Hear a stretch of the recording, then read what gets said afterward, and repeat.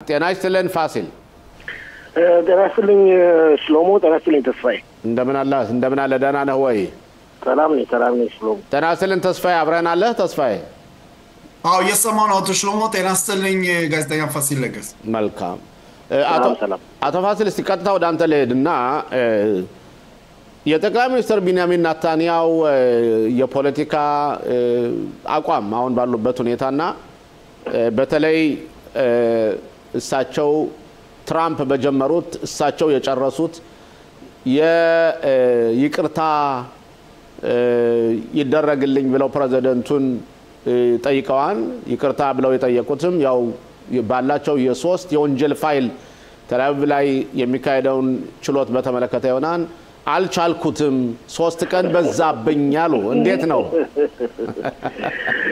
ለኔና ላንተ የሚመቹ ውይይት እኮ ነው ዛሬ ተዘጋጀልን ለኔና ላንተ ስለዚህም ነው በመግቢያችን ላይ ተስፋዬ ልብ ብለን እንደሆነ የመተላለፈ የሚያቀርበው የጠቅላይ ሚኒስትሩን እንቅስቃሴ ነው ስለዚህ እንግዲህ ሁላችንም ያለን አስተያየት ከሰንዘር ወደ ኋላ አንልም ጠቅላይ ሚኒስትር ቢንያሚን ኔታንያሁ አንተ እንዳልከው ሽሎሞ በቃ ይሰለቸኝ ማለት ሳይሆን እንደሳቸው አመለካከት አሁንም ይህ በሳምንት 3 ቀን ምስክርነት ቃል መስጠታቸው አለመቀነሱ ሁኔታ ለስራቸው እንቅስቃሴ እንደሚጎዳ ለእስራኤል ሕዝብ እንደሚጎዳ የእስራኤል ሕዝብ ታሪካዊ ሂደት ላይ እየሆነ ያለ ብዙ ታሪካዊ ስምምነቶች ሊፈረሙ እንደሚችሉ እየታወቀ ጦርነቶች ሊከፈቱ እንደሚችሉ እየታወቀ እስራኤል ኢምፔሪያል ለመሆን ወይም ረጅም ግዛት ያላት ወይም ሀያል ሀገር ለመሆን እየተቃረበች መሆኑ ሲረጋገጥ ለማደናቀፍ የደረጉ ጥረቶችን ለመክታት እንግዲህ እኔ ምንም እንኳን ብተችበትም ብጎዳም ስሜ ቢጠፋም እኔ ራሴ ኃላፊነቱን ልውሰድና ፕሬዝዳንቱ ምህረት ያድርጉልኝ ብለው አቅርበዋል ይህም ማለት ጥፋተኛ ነኝ ማለት አይደለም ልብ በሉ ተመልካቾቻችን ጥፋተኛ ነኝ የሚል ቃላት የለም በአጠቃላይ ምን ማለት ነው እንግዲህ ባጭሩ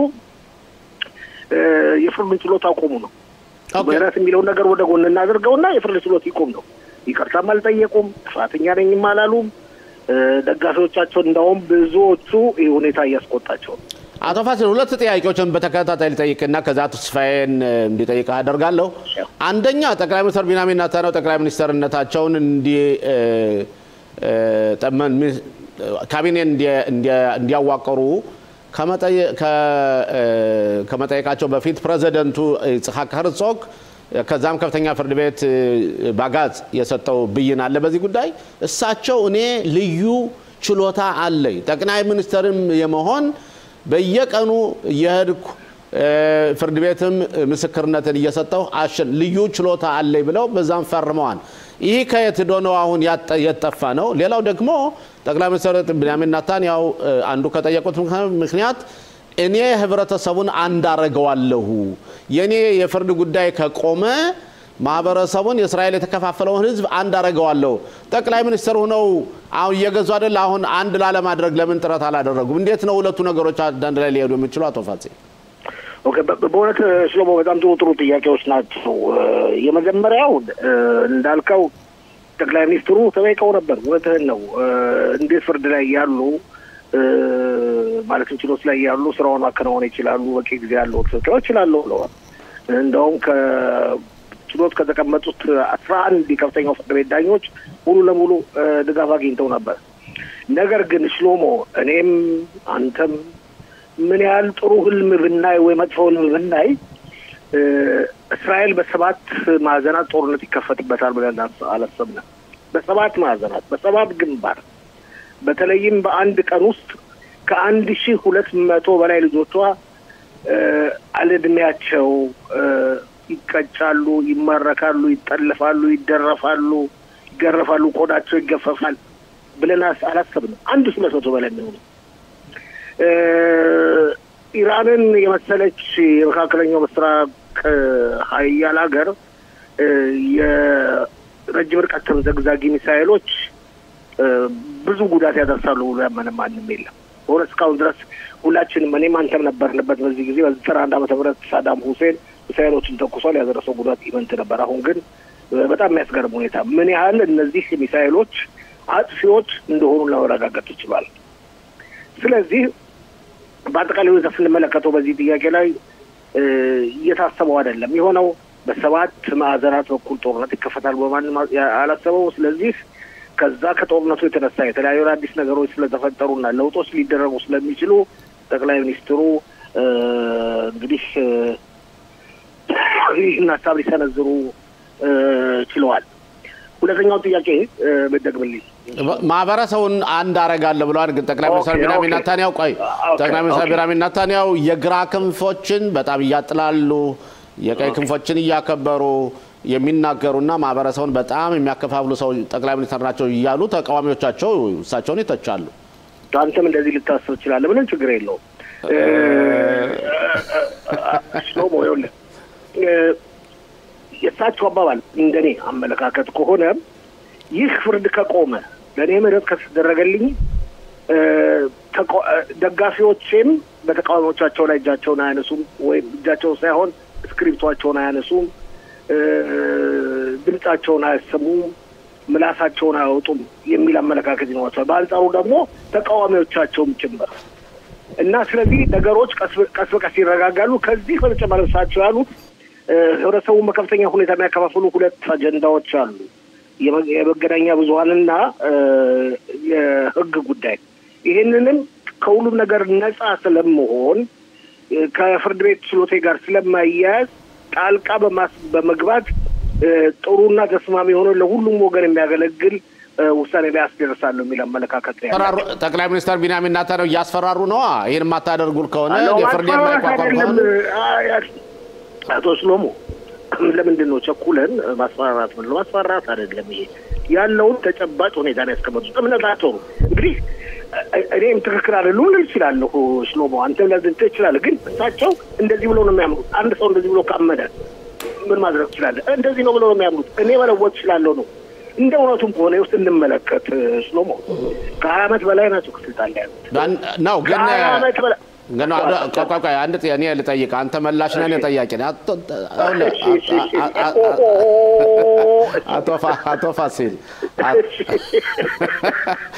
አቶ ፋሲል ጠቅላይ ሚኒስትር ቢንያሚን ኔታንያሁ በእርግጥ ብዙ ዘመናቸው ጠቅላይ ሚኒስትርነታቸው የታወቀ ነው። ብዙ ዘመን እያገለገሉ ነው። ግን ከሁሉም በላይ ግን በአንድ ዲሞክራሲ ሀገር ውስጥ በህግ ጉዳይ ባለስልጣኑ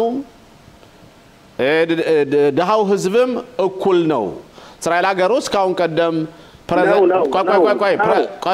ፕሬዚደንት እስር ቤት ገብቷል፣ ጠቅላይ ሚኒስትር እስር ቤት ገብቷል፣ ሚኒስትሮች ገብተዋል፣ ጋዜጠኛ በጣም የታወቁ ማለትም ወንጀል የሰራ ሰው ሁሉ ፍርዱ ተበይኖበት እስር ቤት ገብተዋል።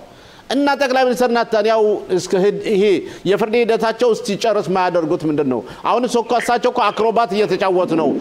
ፍርድ ቤት ይሄዱና በፍርድ ቤቱ ላይ በውይይት እየተደረገ ደብዳቤ ተቀብያለሁ ይቆምልኝ ይላሉ። ፍርዱን እሳቸው ነው እየመሩት ያሉት። አቶ ሽሎሞ እንግዲህ አንተ ጥያቄ አቅራቢና አንተ መልስ ሰጪ ነህ ብለኸኛል። እኔ ደግሞ ትንሽ ቦታ ለቀቅ ማድረግ ነው። ይኸውልህ ሽሎሞ ፍርድ ቤት ወረቀት የሚያወጡት እሳቸው አይደሉም። ከስራ ቦታቸው የሚወጣ ወረቀት ነው። ጦርነት ባለበት ወቅት አሁን ጦርነት ውስጥ እኮ ያለነው በጦርነት ላይ ባለበት ወቅት እነዚህ ነገሮች የሚመጡ የታወቀና ግልጽ ነው። እንግዲህ ጠቅላይ ሚኒስትሩ እንደዛ እምነት አላቸው። በዛ አይነት እምነታቸው እንደቀጠሉ ነው። አስቀድሜ ልናገረው ስላንተ ያቋረጥከኝ አለ። ከዓመት በላይ ናቸው በዚህ ስልጣናቸው ደረጃ ላይ የሚገኙት። በ20 ዓመት ጊዜ ውስጥ ቢያንስ ከእስራኤል ህዝብ 50 ልጅ በመያዝ የፖለቲካ አመራሩን የቀየሰ በእስራኤል ውስጥ ታሪክ ስንመለከት ያለ መስሎ አይታየኝም። ጠቅላይ ሚኒስትሩ የመጀመሪያው ናቸው። ኃይላቸውን እንደጠበቁ ደጋፊዎቻቸው ከጎናቸው አድርገው ሙሉ ለሙሉ ማለት አይደለም በመጓዝ ላይ ይገኛሉ እና ልዩ የሆኑ ሰው ናቸው። በዚህ አይነት አመለካከት ብዙ መውቀስ ይቻላል። በ2 ዓመት ጊዜ ውስጥ እሳቸው ብዙዎቹ እንደሚሉት ከተኙበት ባነው ነው የተነሱት።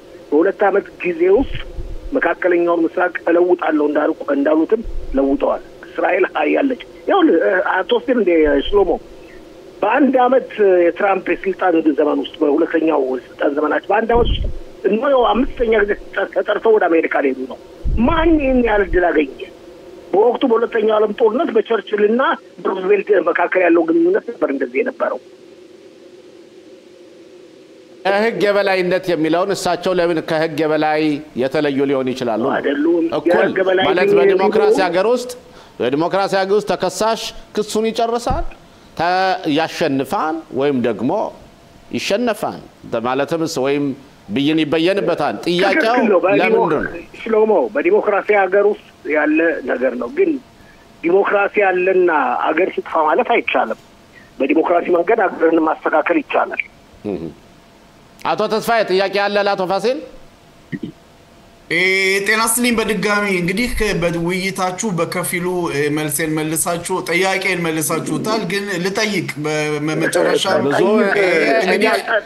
አቶ ተስፋዬ እኔ ጥያቄ ብጠይቅ 30 ጥያቄ አለ ግን ላንተ እንድልስ ብዬ ነው ላንተ ስትል ለቀቁልህ እኮ ነው የሚለው እኮ ወይ ታጣይ እሺ አቶ ተስፋዬ እሺ አመሰግናለሁ አቶ ሽሎሞ እንግዲህ የኔ ጥያቄ የሚሆነው በእውነት ጠቅላይ ሚኒስትር ቢንያሚን ኔታንያሁ ለረጅም ጊዜ ስልጣን ላይ የቆዩ ጠቅላይ ሚኒስትር ናቸው በዚህ ስልጣን ዘመናቸው ሀገሪቷን ከነበረችበት የበለጠ አበልጽገዋል ተብሎ እየተነገረ ነው እነዚህን ስራዎቻቸውን ለማደናቀፍ ወይም ደግሞ የተሰራውን ስራ እንደገና ትኩረት ላለመስጠት ሲባል አሁን የወደፊት አላማቸውን ስራቸውን ለማኮላሸፍ የሚደረግ ሴራ ነው ብለ ታስባለህ ፋሲል ኖ ሴራ አይደለም የፖለቲካ ነው ሴራ የሚለው ነገር አልቀበለውም ተስፋዬ ይሄን በፖለቲካ አይን ብናየው ጥሩ ነው እያንዳንዱ ተቀናቃኛቸው እሳቸውን ለውጦ ጠቅላይ ሚኒስትር መሆኑን ይፈልግ ነው በተርታ አንድ ባንድ እንኳን ዘርዝረን ብንመለከታቸው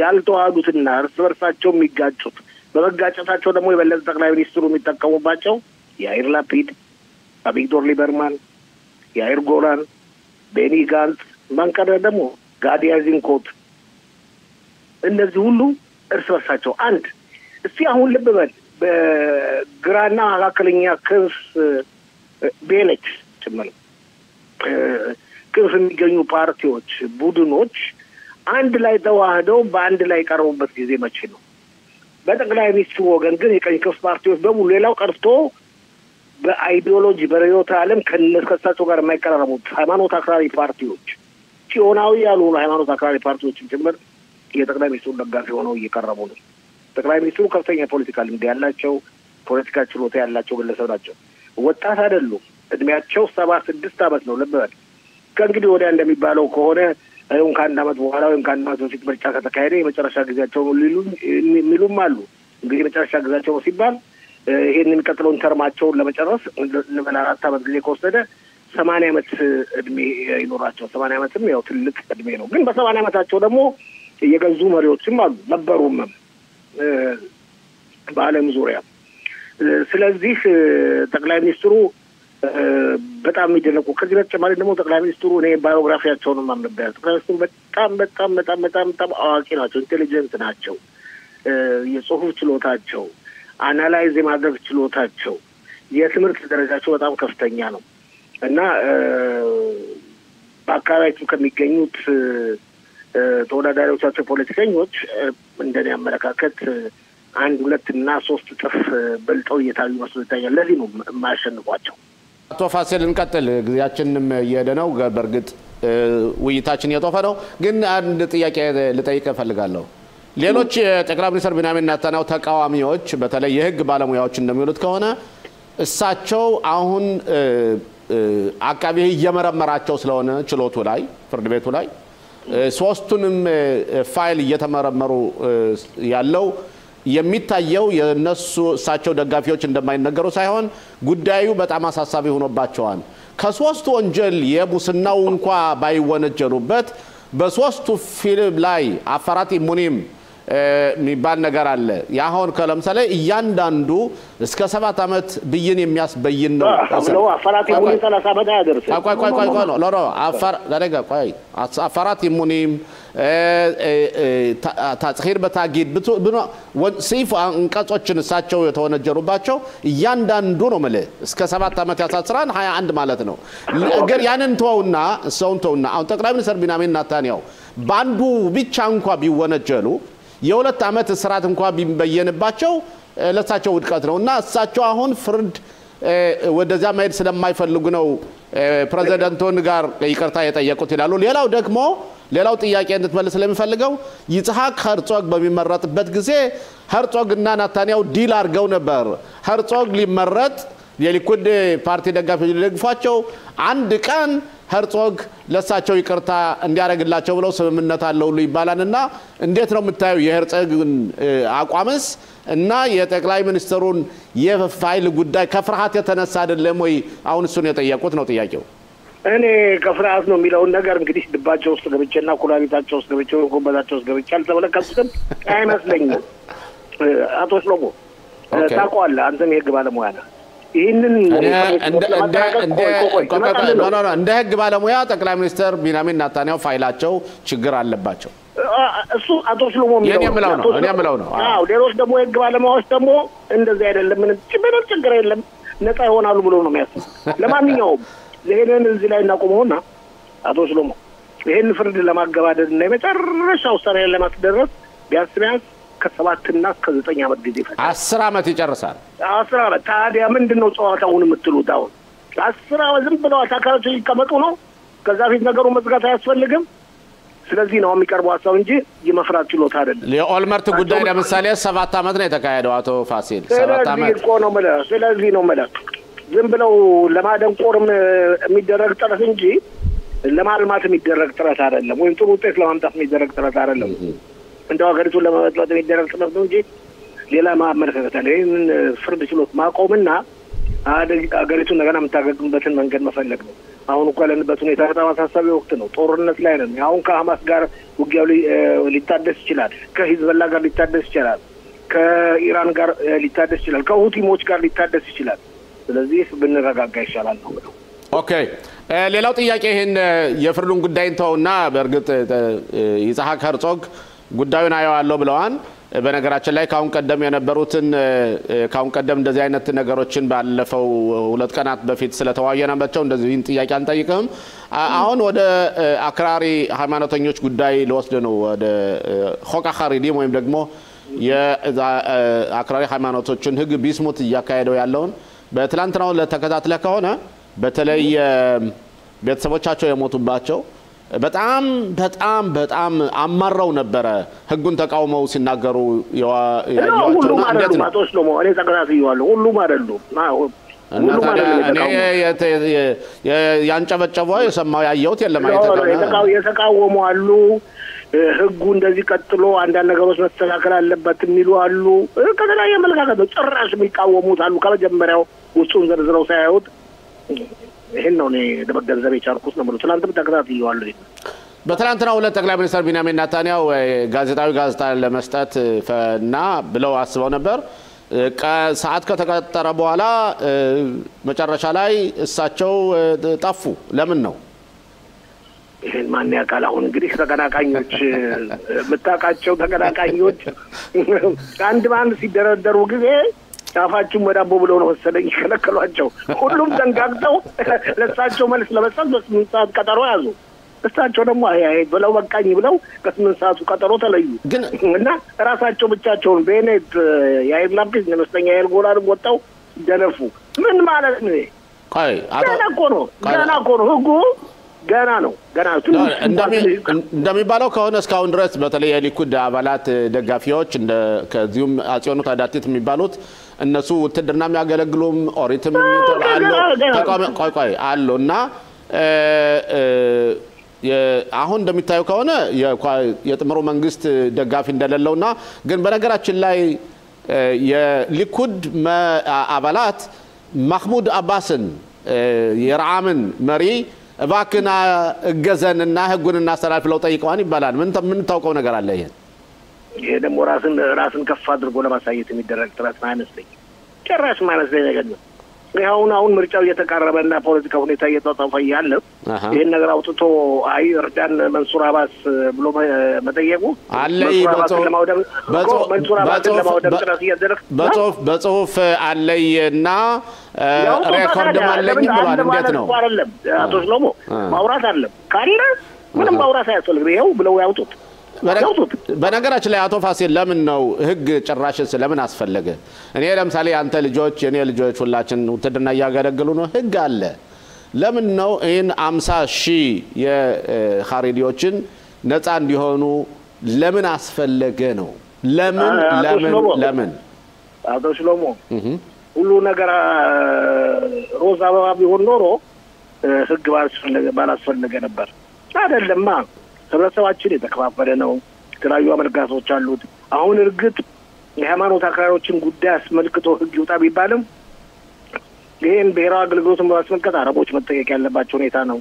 ይሄን ብሔራዊ አገልግሎት ማስመልከት በተለያዩ ምክንያቶች ነፃ የሚሆኑትን ከውትድርና አገልግሎት ሃይማኖተኛ ያልሆኑትም ቴላቪቭና አካባቢ የሚገኙት ሁሉ መጠየቅ ያለባቸው ነው። ስለዚህ እንደዛ ስለሆነ ሃይማኖት አክራሪዎችን ለማያስረስ ዘረክ ሃይማኖት አክራሪዎች አሁን መስመር ላይ ወጡ ተጋነው ወጡ እንጂ ቁጥራቸው ከትንሽ ከፍተኛ ሆነ እንጂ ተመጣጣኝ በሆነ ደረጃ አረቦች አሉ። አረቦች ያንደና ልጆች የኔ ልጆች ውትድርና በሚያገለግሉበት ጊዜ ዩኒቨርሲቲ ዘንጠው ተብረው ኮሌጅ ዘንጠው ተብረው ያረቡ አቶ ፋሲል አረቦችን በተመለከተ እኮ ሁሉም መንግስት እስከ አረቦችን በተመለከተ እነሱም ቢሆኑ ውትድርና ባያገለግሉም እንኳን ብሔራዊ አገልግሎት ማገልገል አለባቸውና ለምን ይሄ መንግስት ለምሳሌ ወይም ለምን አይደረግም? መንግስት አቶ ሽሎሞ ይሄ መንግስት ብቻ አይደለም ማለት ያለው ከዚህ መንግስት በፊት የነበረው ይሄንን ለምንድን ነው አቀራረቡ ላይ ያቀረበው? ሁሉን በሚመለከተው መልክ ቀርበው ውሳኔ እንዲስተላልፍ ያደረገው መንግስት ብቻ አይደለም። ግናን የግራ ክንፎችና ማዕከላዊ ክንፎች የራሳቸው መንግስት ነበር። ሐሳቡን እኮ ተቀብያለሁ። አረቦችን በተመለከተ በፊተኛው የነበረው መንግስት ለዘብተኛ ከሆነ ያሁኑ መንግስት ቀይ ክንፍ መንግስት ነውና ሙሉ በሙሉ እኛ ቀኝ ነን ብለዋል። ስለዚህ ለምን ህጉን አይደነግጉትም? ምን ችግር አለ? ምንም ችግር የለም። ምናልባት ሊደረግ ይችላል በሚቀጥለው ምርጫ። አቶ ሽሎሞ አሁን የተፈጠረ ችግር አለ ሃይማኖት አክራሪዎችን በማስመልከት እና ሊፈረድ ያለውን ችግር ያው ከፍተኛው ፍርድ ቤት አስተላለፈው ውሳኔ መሰረት ያን ችግር ለማርገብና የመጨረሻ ደረጃ ላይ ለመድረስ የግዴታ ህግ ያስፈልጋል። በዚህ በኻሪዲዎች ጉዳይ አሁን ከፍተኛ ፍርድ ቤት ነው አጥፊ ማለት ነው? አጥፊ ነው አላልኩም። ጣልቃ ገብቶ ያለውን ተጨባጭ ሁኔታ ለውጦታል። ስለዚህ ህግ መደንገግ አለበት። እንደሚመስለኝ ከሆነ ጠቅላይ ሚኒስትሩም የቅርብ ረዳቶቻቸው ከፍተኛ ጥረት እያደረጉ ነው። እንደሚመስለኝ ከሆነ ከፍተኛ እምነት አላቸው ይሄን ህግ ለማስደንገግ። እንግዲህ ወደፊት የምናየው ሁኔታ ይሆናል። በህጉ ላይ በሚደረገው ጉዳይ ከፍተኛ ተቃውሞ አለ። እንግዲህ ቆይተን የምናየው ይሆናል። አቶ ፋሲል አብረህን ስለቆየ በጣም እናመሰግናለን። መልካም ቆይታ። አመሰግናለሁ ሽሎሞ። አመሰግናለሁ።